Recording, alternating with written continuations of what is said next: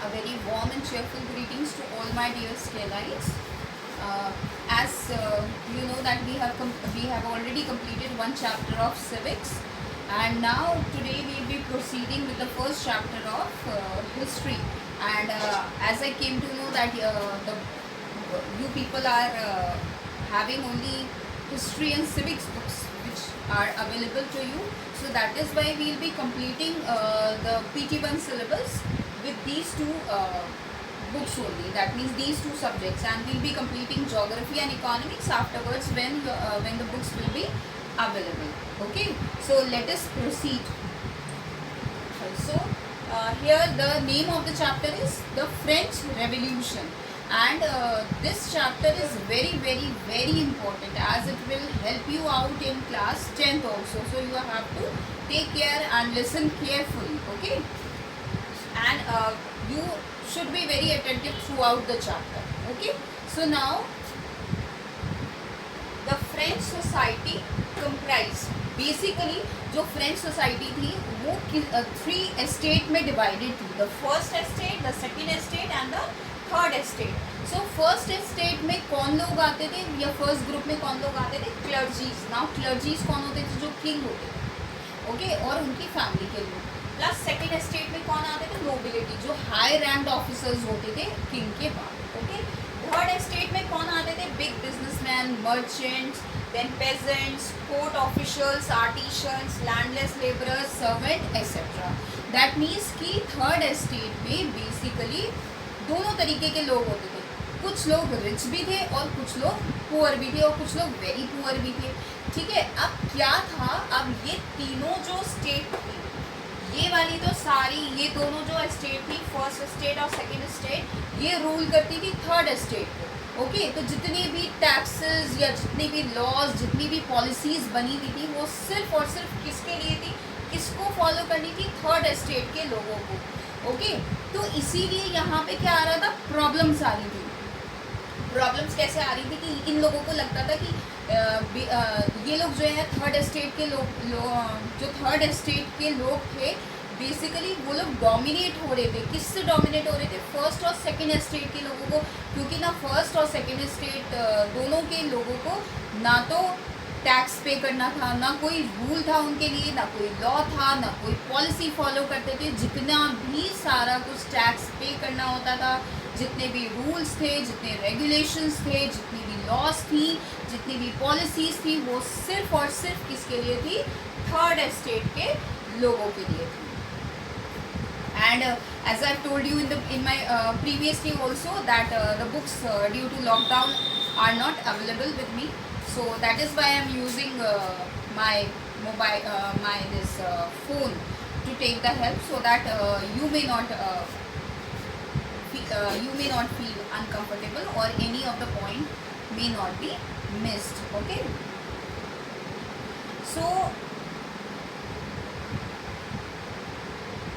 Now अब इसके बाद क्या था? The struggle for survival. अब क्या था?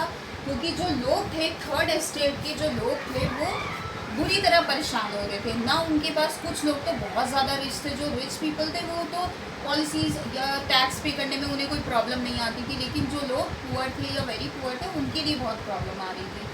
अब यहाँ पे लोगों को सर्वाइव करना बहुत ज़्यादा मुश्किल हो गया था, तो इसलिए लोगों ने प्रोटेस्ट करना शुरू किया, अब स्ट्रगल करना शुरू किया.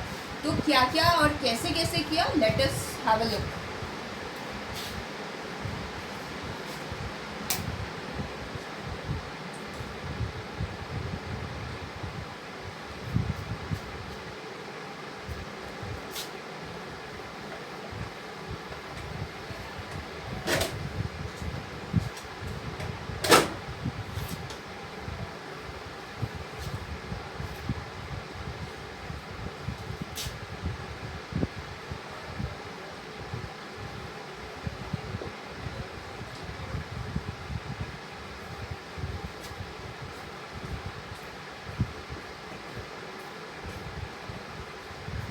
अब आता है आपका first topic, the struggle for survival. इसके अंदर हम ये पढ़ेंगे कि किस तरह से लोगों को क्या क्या प्रॉब्लम्स लोग फेस कर रहे थे सर्वाइव करने के लिए, क्या क्या शॉर्टेज आ रही थी, क्या क्या किस तरीके से वो अपनी बेसिक नीड्स को पूरा कर रहे थे। Okay, so population of France grew and so did the demand for grains. तो अब जैसे जैसे भाई आप पॉपुलेशन बढ़ेगी तो ग्रेन मतलब फूड क्रॉप्स की डिमांड भी बढ़ेगी। लोगों को, जितने लोग बढ़ते जाएंगे उतना ज़्यादा डिमांड बढ़ती जाएगी लोगों को खाने की।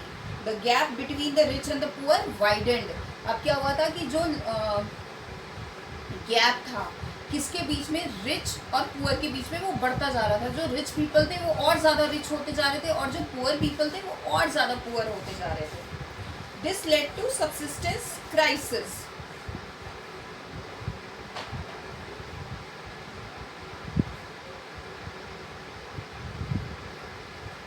और इसकी वजह से बेसिकली क्या हो रहा था कि कंटिन्यूस क्राइसिस आ रहे थे, क्योंकि लोगों के पास जो थी वो हर चीज़ की कमी होनी शुरू हो गई थी। ना उनके पास इनफ था खाने के लिए, प्रॉपर फूड नहीं था, और कुछ लोगों को मिल रहा था, कुछ लोगों को नहीं मिल रहा था। कुछ लोग इतने ज़्यादा पुअर होते जा रहे थे, कुछ लोग बहुत ज़्यादा रिच होते जा रहे थे। इस तरह से क्राइसिस आना शुरू हुआ। नाउ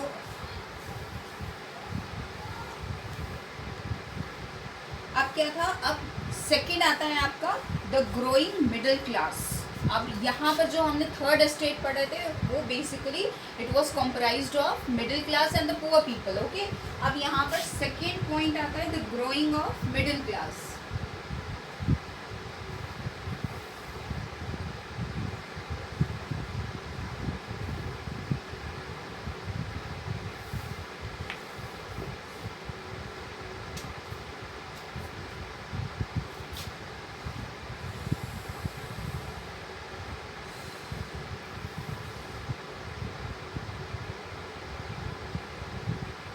अब जो कुछ फिलोसफर्स थे उन्होंने ये चीज़ बोली कि जो मतलब कोई भी चीज़ ऐसे नहीं होनी चाहिए जो बाय बर्थ चली आ रही है। अगर आप एक किंग है, बाय बर्थ का मतलब क्या हो गया कि अगर एक लाइक फादर किंग है तो उसके बाद उनके बेटे को वो सीट मिल जाएगी, उसके बाद उनके बेटे को मिल जाएगी।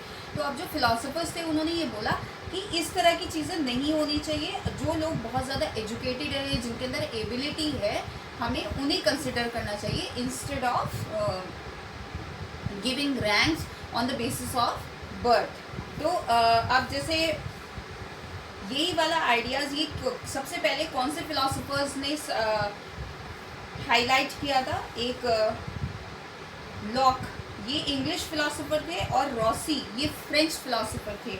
इन्होंने बोला the American constitution and it's guarantees of individual right was an important example of political theories of France. जो अमेरिकन इंस्टीट्यूशन था, सॉरी अमेरिकन जो कॉन्स्टिट्यूशन था and it's guarantee of individual right, उन्होंने ये कहा कि जो एग्जाम्पल फ्रांस का जो पॉलिटिकल जो थ्योरीज थी वो बेसिकली किसके एग्जाम्पल थे, वो थे अमेरिकन कॉन्स्टिट्यूशन के। अमेरिकन कॉन्स्टिट्यूशन में इंडिविजुअल पर्सन को राइट, इंडिविजुअल राइट दिया गया है।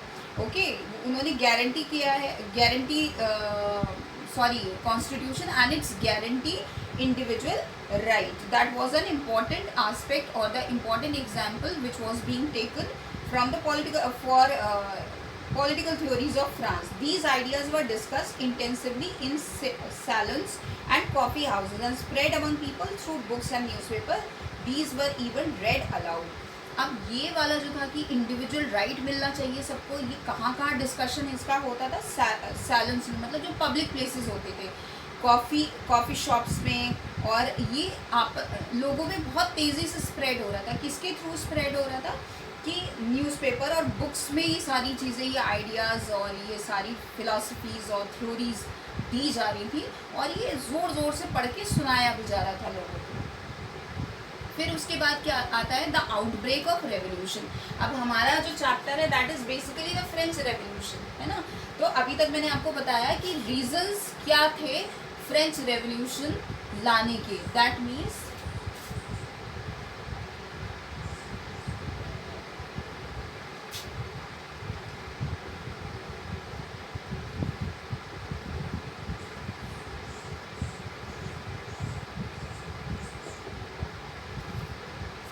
अब सबसे पहली बात कि आउटब्रेक का मतलब क्या, the starting of revolution, revolution क्यों स्टार्ट हुआ, है ना। बेसिकली इस चैप्टर में आपने अभी तक देखा कि सिर्फ हम ये कह सकते हैं कि किंग रूल था, किंग से किस तरह से रूल जो है लोगों के हाथ में आया। This you are continuously studying in this chapter. तो अब हम देखते हैं कि किस वजह से रेवोल्यूशन स्टार्ट हुआ। The French revolution went through various stages. When Louis 16 became the king of France in 1774, he inherited a treasury which was empty. अब क्या हुआ कि जिस टाइम पे 1774 में, मतलब फ्रेंच रेवोल्यूशन जो है उसकी बहुत सारी स्टेजेस हैं। सबसे पहला जो स्टेज स्टार्ट हुआ वो किस वजह से हुआ कि जब लुइस 16 थे वो किंग बने फ्रांस के 1774 में, तो उनको जो खजाना मिला, जो ट्रेजरी मिली, जो इनहेरिटेड ट्रेजरी थी, वो बिल्कुल खाली थी, उसके अंदर कुछ नहीं था। तो सबसे पहला प्रॉब्लम यहाँ से अराइज होना शुरू हुआ। देयर वॉज ग्रोइंग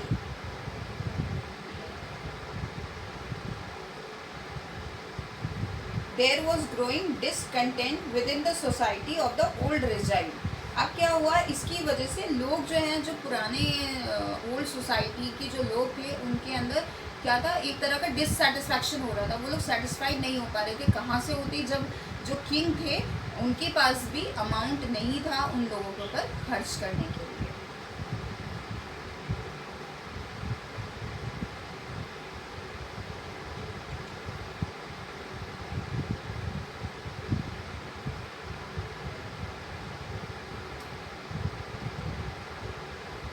अब कुछ इम्पोर्टेंट डेट्स हैं, लेट्स हैव अ लुक।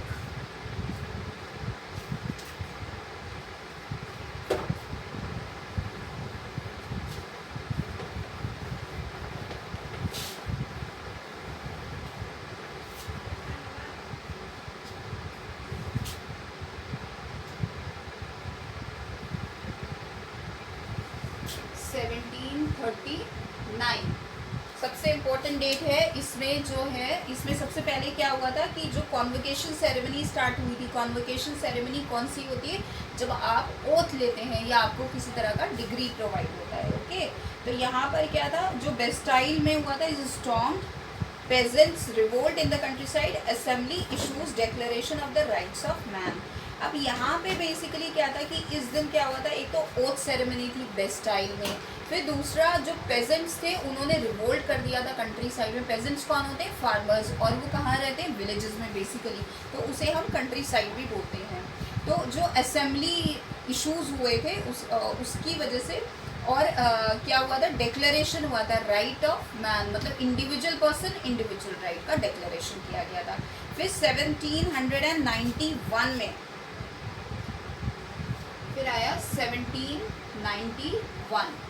1791 में क्या होता, a constitution is frame to limit the power of the king and guarantee the basic right to all the human being. इस दिन क्या हुआ था कि जो कॉन्स्टिट्यूशन एक तो फ्रेम हुआ था, और उसमें बेसिकली कौन से राइट्स के बारे में बात करी गई थी, उसमें ये बात करी गई थी कि जितने भी अथॉरिटीज़ हैं या जितने भी पावर्स हैं, किंग के जो पावर्स हैं उनकी जो लिमिट्स है उसे कट शॉर्ट किया जाए।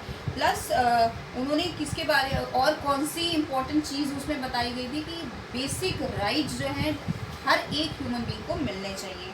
फिर आता है आपका 1792 से लेके 93 तक। इसमें क्या हुआ था कि मोनार्कियल फॉर्म ऑफ गवर्नमेंट का अबॉलिशन हुआ था, वो ख़त्म हो गई थी। Monarchial means one man rule, और फ्रांस जो है वो रिपब्लिक बन गया था, और the Jacobian Republic overthrown a directory rules France. अब जो पहले रूल करती थी, जो पार्टी रूल करती थी, वो कौन सी थी, जैकोबिन्स, वो ख़त्म कर दी गई थी, और उसकी जगह किसका रूल आ गया था, डायरेक्टरी रूल आ गया था फ्रांस में। फिर आता है आपका 1795 में। 1795 में क्या हुआ था, एक और कॉन्स्टिट्यूशन अडॉप्ट किया गया था। A new convention appointed a 5-man directorate to run the state from 26 October 1795। Churches reopened. अब क्या था कि इस टाइम में क्या हुआ था, जो कन्वेंशन एक 5 लोगों का एक ग्रुप अपॉइंट किया गया था। बेसिकली किस लिए अपॉइंट किया गया था, और ये कब अपॉइंट किया गया था, 26 अक्टूबर 1795 में। किस चीज़ को रन करने के लिए, नेशन को रन करने के लिए। ओके, और चर्चेस जो पहले बंद कर दिए गए थे वो सब खोल दिए गए थे इस टाइम में।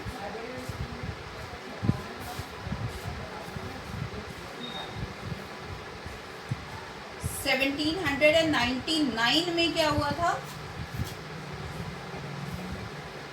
1799 में रेवोल्यूशन खत्म हो गया था, monarchial form of government abolish हो चुकी थी। ठीक है, फिर आता है आपका टाइमलाइन। टाइमलाइन क्या था? The French revolution.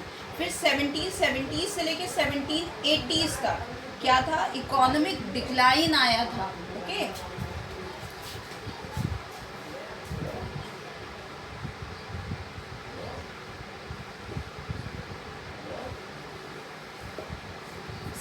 Economic decline था। इकोनॉमिक मतलब सारा जिस तरह की गवर्नमेंट जो थी वो पूरी तरह डेप्ट, फ्रेंच गवर्नमेंट जो थी वो पूरी तरह डेप्ट में मतलब कर्जे में डूब गई थी इन 1774। और जो लुई 16 थे उनका थ्रोन ख़त्म हो गया था, उनका रूल ख़त्म हो गया था। फिर 1788 से लेके 89 तक बैड हार्वेस्ट, मतलब जो क्रॉप्स थे वो पूरी तरह, उनका जो प्रोडक्शन था वो बहुत अच्छा नहीं हो पाया था, और उसकी वजह से क्या था कि फूड की शॉर्टेज हो गई थी, और जो डिमांड थी वो ज़्यादा थी, प्रोडक्शन कम था, इसलिए प्राइसेस बहुत ज़्यादा राइज अप हो गए थे। फिर 1789 में 5 मई को क्या हुआ था? Estate general convene demand reforms. फिर 1789 जुलाई 14 में क्या था? नेशनल असेंबली फॉर्म्ड हुई थी बेस्टाइल में, जो stormed on July 14 French revolution start हुआ था। कब स्टार्ट हुआ था? 1789 जुलाई 14 को फ्रेंच रेवोल्यूशन स्टार्ट हुआ था।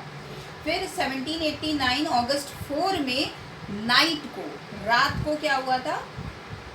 राइट ऑफ एरिस्टोक्रेसी, मतलब फ्यूडल राइट्स सरेंडर कर दिए गए थे, और जो एरिस्टोक्रेसी, जो एरिस्टोक्रेटिक फॉर्म ऑफ गवर्नमेंट था वो ख़त्म हो गया था।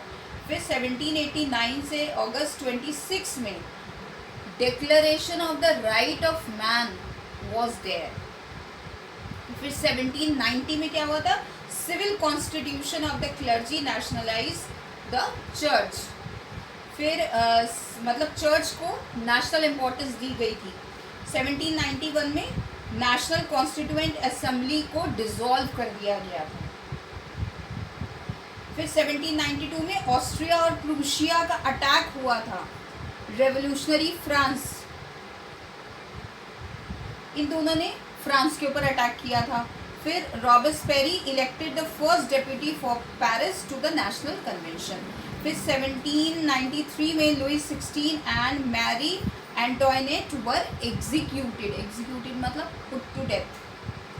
1792 से 94 तक क्या था? इस 1793, यस दिस इज इम्पॉर्टेंट, इसमें क्या था? ये रेन ऑफ टेरर बोला गया था। रेन मतलब पीरियड ऑफ टेरर। इसमें क्या था? Austria, Britain, Netherlands, Prussia, Spain are at war with France. France के साथ किस कौन कौन लड़ा था? एक साइड फ्रांस था, दूसरी side Austria, Britain, Netherlands, Prussia. Then अब जो Robespierre committee of public safety repels back foreign invaders. अब आता है आपका विमेन्स रेवोल्यूशन। विमेन जो रेवोल्यूशन था वो क्या था? विमेन, जब विमेन ने रिवोल्ट करना शुरू किया, अभी तक हमने पढ़ा था कि लोगों ने या थर्ड एस्टेट के लोगों ने रिवोल्ट किया था। ओके,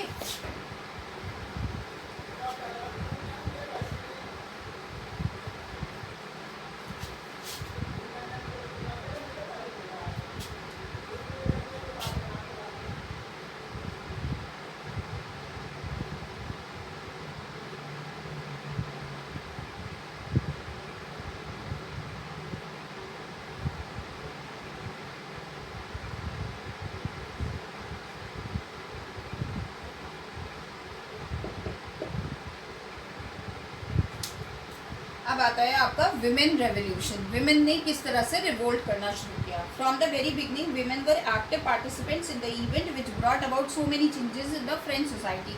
सो फ्रेंच सोसाइटी में हमेशा से जो चेंजेस आए हैं उसमें विमेन का स्टार्टिंग से ही बहुत एक्टिव पार्टिसिपेशन रहा है, मीन्स विमेन जो है बहुत एक्टिवली पार्टिसिपेट करती हैं चेंजेस लाने के लिए। Most of the women of the third state had to work for a living, और हमने जैसे देखा था, मैंने आपको स्टार्टिंग में बताया था कि जो थर्ड स्टेट है उसमें रिच भी है और पुअर भी है, तो ज़्यादातर क्या है, फैमिलीज जो हैं वो मिडिल क्लास या पुअर फैमिलीज हैं। तो यहाँ पर जो विमेन है उन्हें हमेशा ज़्यादातर जो थर्ड स्टेट की विमेन हैं उनको अपनी अर्निंग्स अर्न करने के लिए काम करना पड़ता है।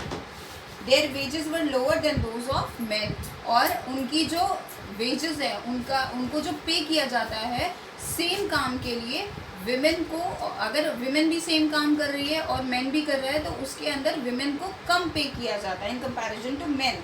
दे demanded equal pay for equal work. अब उनका जो उन्होंने अब जो डिमांड सबसे पहले रखी थी वो ये कहते थे कि अगर हम सेम काम कर रहे हैं तो हमें भी इक्वल पे मिलनी चाहिए for equal work. Then in order to discuss and voice their interest, women started their own political club and newspapers। अब उन्हें अपनी बात दूसरों तक पहुंचाने के लिए, अपनी आवाज़ उठाने के लिए उन्होंने क्या किया, अपने अलग विमेंस ने पॉलिटिकल क्लब्स बना लिए और न्यूज़पेपर्स स्टार्ट करे प्रिंट करवाने। One of their main demand was that women must enjoy the same political right as man. और सबसे इम्पॉर्टेंट और इंटरेस्टिंग जो था उनका, वो ये डिमांड थी कि इक्वल राइट्स होने चाहिए विमेन के पास भी पॉलिटिकल स्टेटस में या पॉलिटिकल स्फेयर में। फिर some laws were introduce to improve the position of women. और इन सब चीज़ों से इतना एक्टिवली पार्टिसिपेट करने के लिए, जब उन्होंने इतना ज़्यादा रेजअप करी अपनी वॉइस, तो फिर क्या हुआ कि बहुत सारी न्यू लॉज बनाई गई, कुछ लॉज बनाई गई जिसमें पोजीशन, जो विमेन की पोजीशन थी उसको इम्प्रूव करने के लिए बहुत सारी लॉज बनाई गई। Their struggle still continues in several parts of world। और आज भी विमेन की जो स्ट्रगल, विमेन कंटिन्यूसली स्ट्रगल कर रही है अलग अलग पार्ट्स में वर्ल्ड के। It was finally in 1946 that women in France won the right to vote. अब 1946 में विमेन को राइट मिला वोट करने का। फिर आता है आपका द अबॉलिशन ऑफ स्लेवरी।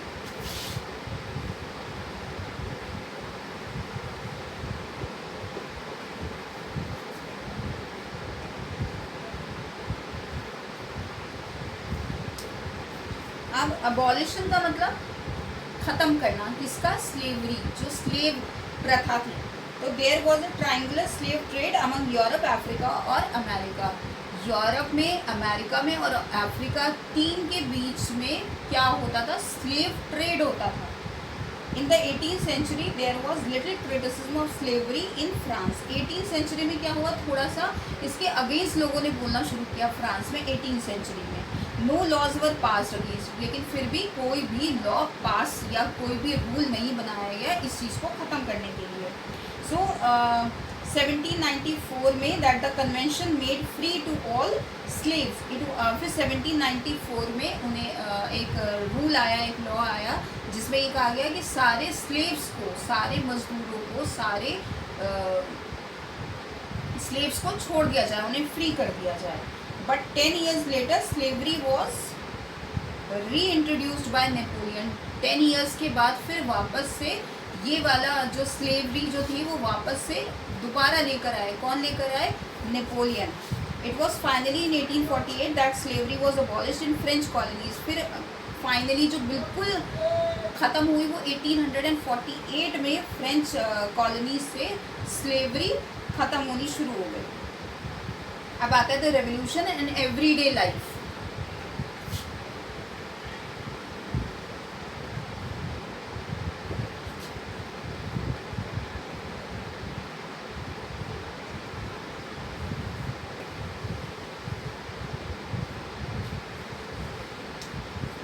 अब रेवोल्यूशन एंड एवरीडे लाइफ में मतलब जिस टाइम पे रेवोल्यूशन चल रहा था उस टाइम पे लोगों की लाइफ में किस तरह से चेंजेस आए। अब the years following 1789 in France saw many changes in the lives of man, women and children. तो 1789 में से फ्रांस में लोग मतलब बच्चों में, विमेन में और मेन में बहुत सारे लाइफ में चेंजेस आए. The revolutionary government took it upon themselves to pass laws that would translate the ideals of liberty and equality into everyday practice. अब जो रेवोल्यूशनरी गवर्नमेंट थी उसने अपने ऊपर रिस्पॉन्सिबिलिटी ली, उसने बहुत सारे लॉज पास ऑन किए जिसके अंदर लोगों को रोज़ एवरीडे लाइफ में बहुत सारे लिबर्टीज़ मिले, ओके, फ्रीनेस मिले और इक्वालिटी मिली. One important law that came into effect was the abolition of censorship. और सबसे इम्पॉर्टेंट एक जो लॉ थी उनमें क्या था कि सबसे पहले सेंसरशिप खत्म हो जानी चाहिए. So the ideas of liberty and democratic rights were the most important legacy of the French Revolution. तो सबसे इम्पॉर्टेंट उस टाइम पे पॉइंट कौन सा था जिस पे फोकस किया जा रहा था? एक तो आइडिया ऑफ लिबर्टी मतलब फ्रीनेस और डेमोक्रेटिक राइट जिसके ऊपर लोग सबसे ज़्यादा फोकस कर रहे थे. वो ये कह रहे थे रेवोल्यूशन बेसिकली स्टार्ट ही क्यों हुआ था, जो मेन इम्पॉर्टेंट रीज़न था वो यही था कि लिबर्टी होनी चाहिए, लोगों के अंदर फ्रीनेस होना चाहिए और मोनार्कियल फॉर्म ऑफ गवर्नमेंट की जगह डेमोक्रेटिक फॉर्म ऑफ गवर्नमेंट आना चाहिए. फिर the spread from France to the rest of Europe during the 19th century. फिर ये चीज़ जो थी, ये आइडिया जो था, ये फ्रांस से पूरे यूरोप में स्प्रेड हो गया था. अब आता है आपका नेपोलियन.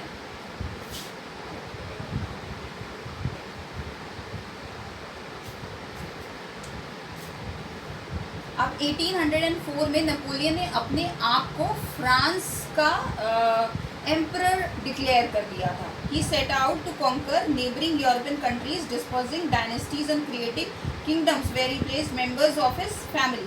अब वो क्या कर रहे थे, वो अपनी नेबरिंग जो कंट्रीज़ थी उसके ऊपर अटैक करते थे, उसके ऊपर कंट्रोल करते थे और हाई रैंक अपनी जो भी इम्पोर्टेंट रैंक्स थी वो सिर्फ अपनी फैमिली मेम्बर्स को ही दे देते थे. फिर he saw his role as a moderniser of Europe. उन्हें लगा कि मैं जो हूँ क्या हूँ, यूरोप को मॉडर्नाइज करने वाला पर्सन हूँ. Okay, so he was finally defeated at Waterloo in 1815.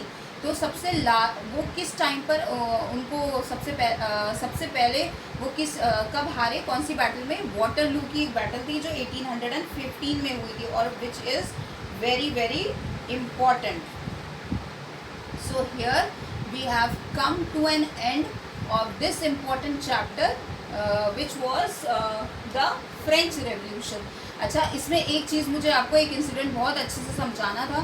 वो ये है कि जैसे मैंने आपको फर्स्ट, सेकेंड और थर्ड एस्टेट की बात करी थी, तो ये रेवोल्यूशन बेसिकली कैसे स्टार्ट हुआ था. एक दिन ऐसा हुआ कि बेस्टाइल में एक असेंबली कॉल करी गई. उसके अंदर क्या होता था कि फर्स्ट एस्टेट, सेकेंड एस्टेट और थर्ड एस्टेट में सबसे ज़्यादा जो लोग थे वो थर्ड एस्टेट में थे, फर्स्ट और सेकेंड एस्टेट में कम थे. अब क्या हुआ, उन्होंने बोला कि आप जो है ना, और उनको बेसिकली कैसे बिठाया गया था, लाइक इस साइड सपोज एक रूम है और उसके अंदर इधर तो फर्स्ट एस्टेट बैठा था, इधर सेकेंड एस्टेट बैठा था और थर्ड एस्टेट को बिल्कुल सामने आउटर साइड पे बिठाया गया, जिनकी मेजॉरिटी थे. अब उसमें क्या किया गया था कि उन्होंने बोला कि फर्स्ट और सेकंड उनको वोट कास्ट करना था. तो उसमें फर्स्ट और सेकंड एस्टेट के लोगों को तो हर एक रिप्रेजेंटेटिव को आके करना था, लेकिन थर्ड एस्टेट में से ये बोला गया कि सिर्फ एक रिप्रेजेंटेटिव आ सकता है. तो उसकी वजह से क्या हुआ, थर्ड एस्टेट के लोगों ने इस चीज़ को नहीं माना. उन्होंने ये बोला कि अगर ऐसा नहीं होना चाहिए, हर एक बंदे को वोट देना चाहिए.